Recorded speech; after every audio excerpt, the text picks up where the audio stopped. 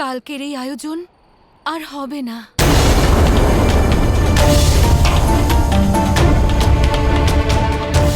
কেন? কি হয়েছে বলো? মহাদেব ও দেবী পার্বতী এই উৎসবের আমন্ত্রণ অস্বীকার করে দিয়েছেন। ক্ষমা করবেন গোপীগণ, আমি এই উৎসবে অংশগ্রহণ করব না।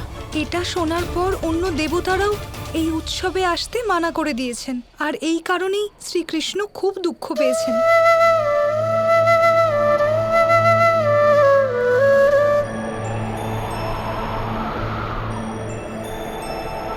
কি হলো রাধা, তোমাকে দুঃখী মনে হচ্ছে কেন?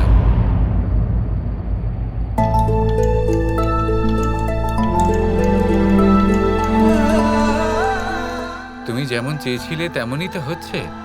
তোমার তো প্রসন্ন হওয়া উচিত। কৃষ্ণ, তুমি এত পরিশ্রম করে সব ব্যবস্থা করেছিলে। আমি প্রসন্ন নই কারণ এই আয়োজন হচ্ছে না। আর তুমি কি সত্যিই চেয়েছিলে যে গোপীগণের আমন্ত্রণে দেবগণ এখানে উপস্থিত হবেন?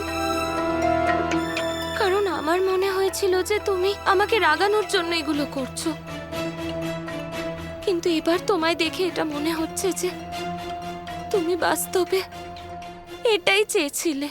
তোমার কোনো ধারণাই নেই এই আয়োজনকে বিশেষ করে তুলতে আমি কি করেছিলাম। আমি এই দিনটাকে অবিস্মরণীয় করে তুলতে চেষ্টা করছিলাম। কত ভালো হতো রাধা যদি তুমি এই উৎসব না হওয়ার কামনা না করতে। এবারে যখন কোনো অতিথি এখানে আসবেনই না, তখন এই অনন্য আয়োজনের কি লাভ?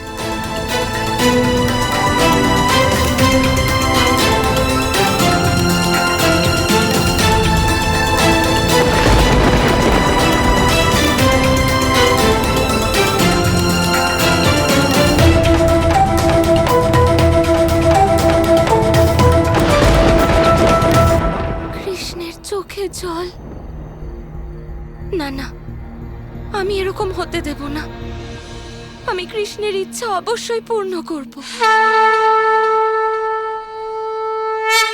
হে মহাদেব, আমার অপরাধ হয়েছে, আমায় ক্ষমা করে দিন। আমি বুঝতেই পারিনি আমি কখন মনে মনে এটা কামনা করেছি যে আপনি যেন গোপীগণের আমন্ত্রণ স্বীকার না করেন। ভুলে গিয়েছিলাম মানুষের প্রার্থনার ভিত্তিতেই বাস্তব ঘটনা সুনিশ্চিত হয়। এই সব কিছু আমি আবেগের বশবর্তী হয়ে করেছি মহাদেব, আমায় ক্ষমা করে দিন। আমি আপনার কাছে অনুরোধ করছি যে আপনি দয়া করে কৃষ্ণের আমন্ত্রণ স্বীকার করুন, আর অন্য সকল দেবদেবীগণ দয়া করে দ্বারকা আসুন আর এসে এখানকার শোভা বৃদ্ধি করুন মহাদেব। দেখো গৌরী, এবার তো স্বয়ং দেবী রাধা আমাদের শ্রীকৃষ্ণের তরফ থেকে সবাইকে আমন্ত্রণ জানালেন। আর আসল ব্যাপার হলো এটাই যে যে অনুষ্ঠানের জন্য উনি সবাইকে আমন্ত্রণ জানাচ্ছেন, উনি তো নিজেই জানেন না যে এই সব আয়োজন ওনার জন্মদিন উপলক্ষেই করা হচ্ছে। কিন্তু আমি তো এখনোই সমারোহে অংশগ্রহণ করব না। কেন মহাদেব? কেন আমি যাব ওখানে? ওনারা তো আমার পার্বতীকে অপ্রসন্ন করেছেন, আমি ওখানে যাব না।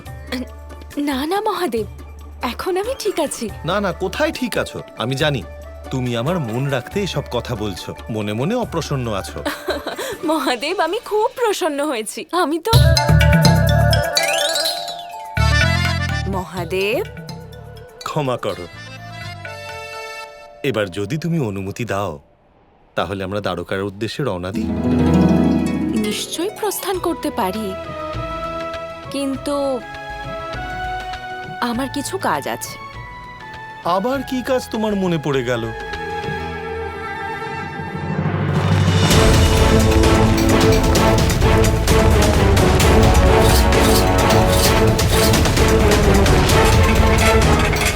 আরে এ কি? এদের সৈনিকরা তো যুদ্ধের জন্য তৈরি হচ্ছে, কিন্তু কানাই তো যুদ্ধ করতে বারণ করেছে। আর কানাইয়ের অনুমতি ছাড়া আমি এই যুদ্ধ কোনো মতেই হতে দেব না।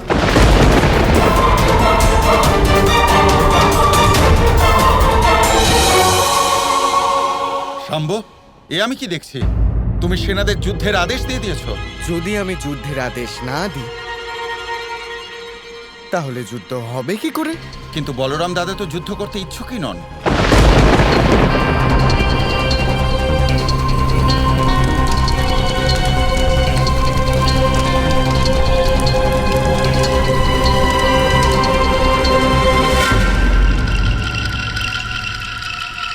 ওই শুকনো ঘাসের ঢিপিটা দেখতে পাচ্ছি।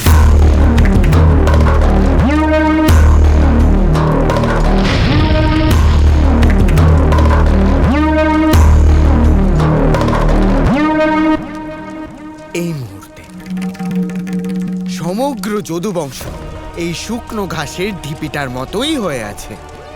আমি এতে এমন আগুন লাগাবো যাতে অভ্যন্তরীণ কলহের এমন এক ফুলকি জ্বলে উঠবে যে বাসুদেব শ্রীকৃষ্ণ কিচ্ছু করতে পারবেন না। তোমার পিতামহ শ্রীকৃষ্ণ এখনো তোমাকে মুক্ত করতে কেন এলেন না? কাকাশ্রী শাম্বর ওপর আমার পূর্ণ আস্থা আছে যে উনি পিতামহ শ্রীকৃষ্ণ আর তাতশ্রী বলরামকে নিয়ে যে কোনো মুহূর্তে এখানে আসতে পারেন। আর যদি তুমি নিজের প্রাণ রক্ষা করতে চাও তাহলে এখনো সময় আছে, আমাকে মুক্ত করে দাও। না, আমি তোমাকে এই কারণে বন্দী বানিয়েছি যাতে শ্রীকৃষ্ণ নিজে এখানে আসেন। এবার তার জন্য যদি আমাকে যুদ্ধও করতে হয় আমি তাও পিছনে সরব না। সৈন্যগণ, সেনাদের প্রস্তুত হতে বলো। সৈন্যগণ, এগিয়ে চলো। দাঁড়াও।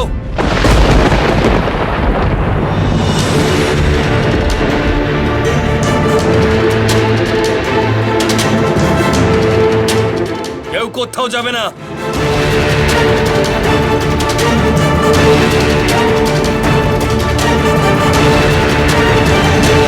এসব কি হচ্ছে শাম্বু? তাতশ্রী, আমি নিজের দায়িত্ব ভুলে যেতে পারি না। যদি ওখানে অনিরুদ্ধর কিছু একটা হয়ে যায় তাহলে আমি ভ্রাতা প্রদ্যুম্নকে কি উত্তর দেব? দ্বারকাধীশকে কি জবাব দেব? বড়দের অনুমতি নিতে তুমি কখনই শেখনি শাম্বু। বড়দের আদেশ আর তুমি কি পালন করবে?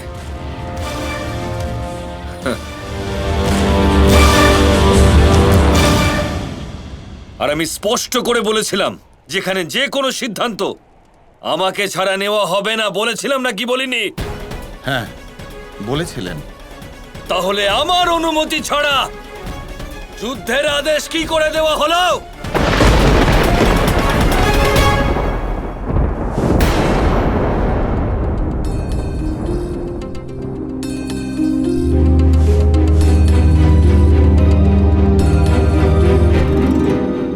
রাধা, এসব তুমি কি করছো?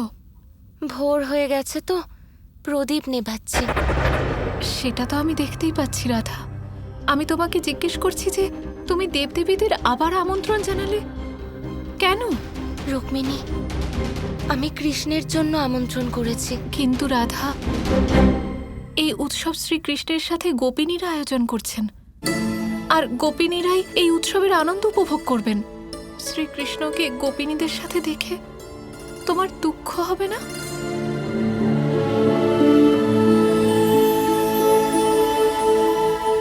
আমার আর কি, অন্তত কৃষ্ণের মনে দুঃখ হবে না। আমি এটা বলবো না যে আমার দুঃখ হবে না, নিশ্চয়ই হবে, কিন্তু এই দুঃখ কৃষ্ণকে দুঃখী দেখার থেকে অনেক কম। তোমার প্রেম মহান রাধা। আমি তো এটা বুঝতে পারছি না যে শ্রীকৃষ্ণ এমন কেন করছেন। তোমাকে ভুলে উনি গোপিনীদের নিয়ে মগ্ন হয়ে আছেন। আমি এটা কৃষ্ণের ত্রুটি বলে মনে করি না রুক্মিণী। কখনো কখনো প্রেম নিজে থেকেই সমাপ্ত হয়ে যায়, আর যে প্রদীপ জ্বলে তা একদিন নিভেও যায়। কখনো কখনো আমরা তা নিভিয়ে দিই, আর কখনো তা নিজে থেকেই নিভে যায়।